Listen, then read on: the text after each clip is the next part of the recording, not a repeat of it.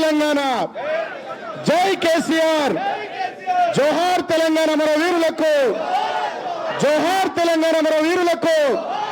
కేసీఆర్ గారి నాయకత్వం, కేసీఆర్ గారి నాయకత్వం, కేసీఆర్ గారి నాయకత్వం. జై తెలంగాణ, జై తెలంగాణ, జై తెలంగాణ, జోహార్ తెలంగాణ మన వీరులకు, జోహార్ తెలంగాణ మన వీరులకు. జై కేసీఆర్, జై కేసీఆర్, జై కేసీఆర్.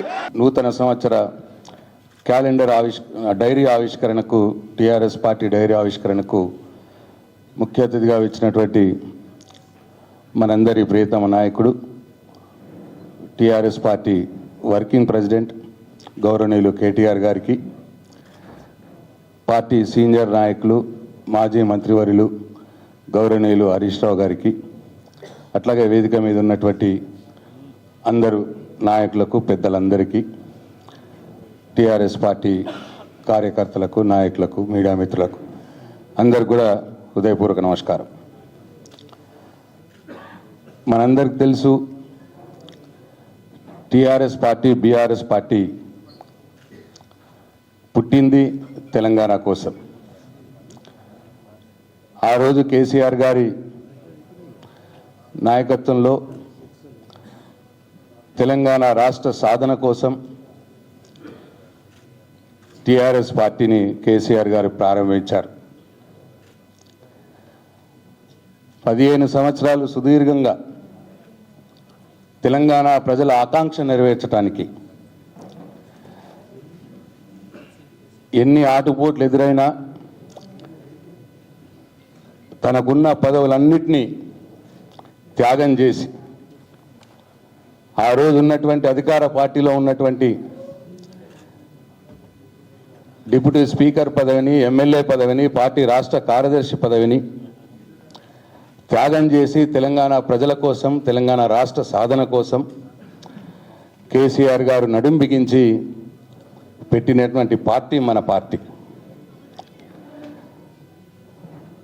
15 సంవత్సరాల సుదీర్ఘ పోరాటం తర్వాత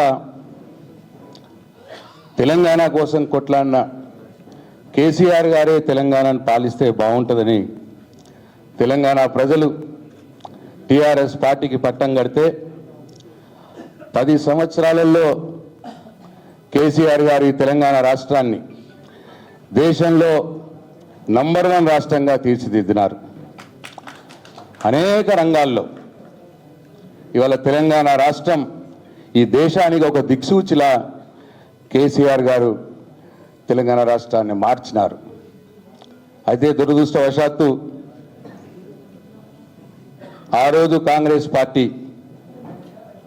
రేవంత్ రెడ్డి అనేక అలివిగాని హామీలు, అబద్ధాలు చెప్పి ప్రజల్ని మోసం చేసి కొద్ది తేడాతో అధికారంలోకి వచ్చినాడు. పోయిన సంవత్సరం 2024 సంవత్సరంలో రేవంత్ రెడ్డి చేసిందేమి లేదు. ఒకటి, తాను ప్రశ్నించటోళ్ళని అందరినీ కూడా జైల్లో పెట్టే కార్యక్రమం. సంవత్సర కాలంగా ఆయన ఇచ్చిన ఒక్క హామీ కూడా అమలు చేయలే. నీ హామీలు అమలు చేస్తలేవు, ప్రజల పక్షాన పోరాడుతున్నటువంటి మన నాయకులు కేటీఆర్ గారు కావచ్చు, హరీష్ రావు గారు కావచ్చు, వీళ్ళిద్దరిని, అట్లనే టీఆర్ఎస్ పార్టీ సీనియర్ నాయకులు కావచ్చు, ఆయనను ప్రశ్నిస్తున్న వాళ్ళని ఇబ్బంది పెట్టి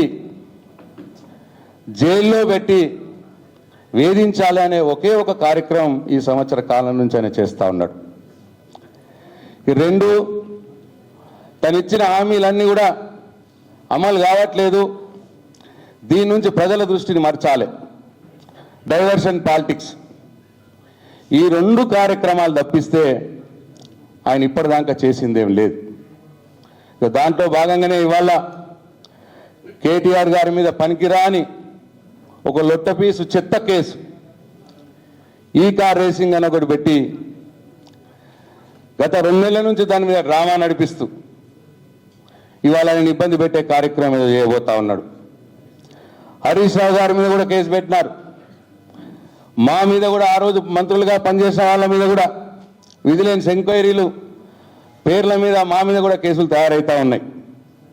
అంటే ప్రజల పక్షాన, తెలంగాణ ప్రజల పక్షాన పోరాడుతున్నటువంటి టీఆర్ఎస్ పార్టీ నాయకుల మీద, కార్యకర్తల మీద కేసులు పెట్టి వాళ్ళ గొంతు మూయించే కార్యక్రమం తప్పిస్తే ఇవాళ ఈ రేవంత్ రెడ్డి ఏమీ చేస్తలేడన్న విషయం ప్రజలకు కూడా అర్థమవుతా ఉన్నది. నేను ఈ సందర్భంగా ఈ 2025 సంవత్సరం రేవంత్ రెడ్డికి ప్రతి ఒక్క టీఆర్ఎస్ పార్టీ కార్యకర్త సింహ స్వప్నంలా ఇవాళ తయారు కావాలా అని చెప్పి నేను పిలుపునిస్తా ఉన్నాను. 2025 సంవత్సరంలో ఈ రేవంత్ రెడ్డి పని బట్టాలే మనమందరం. సరే, ఇంతకుముందు మోసంచారి గారు చెప్పినారు, నీకు చేతనైంది ఒకటే, మా గొంతులు నొక్కేసి మమ్మల్ని జైల్లో పెట్టి మా గొంతులు నొక్కాలని నువ్వు ప్రయత్నం చేస్తా ఉన్నావు. మేమందరం జైల్లో ఉన్నా సరే నీ వైఫల్యాలను ఎండగడతానే ఉంటాం, నీ అవినీతిని ఎండగడతానే ఉంటాం. నీ భరతం పట్టేదానిక ప్రతి ఒక్క టీఆర్ఎస్ పార్టీ కార్యకర్త ఒక కేసీఆర్ లా తయారై నీ పని పడతాము అని చెప్పి దానికి మనందరం కూడా మనం ముందుకు పోవాలా అని చెప్పి మీ అందరినీ కోరుకుంటూ 2025 సంవత్సరంలో మన టీఆర్ఎస్ పార్టీ బ్రహ్మాండంగా ఈ కాంగ్రెస్ పార్టీని, రేవంత్ రెడ్డిని ఎదుర్కొనేందుకు మనందరం కూడా సన్నాహితం కావాలని చెప్పి మీ అందరినీ కోరుకుంటూ సెలవు తీసుకుంటున్నా. జై తెలంగాణ, జై కేసీఆర్.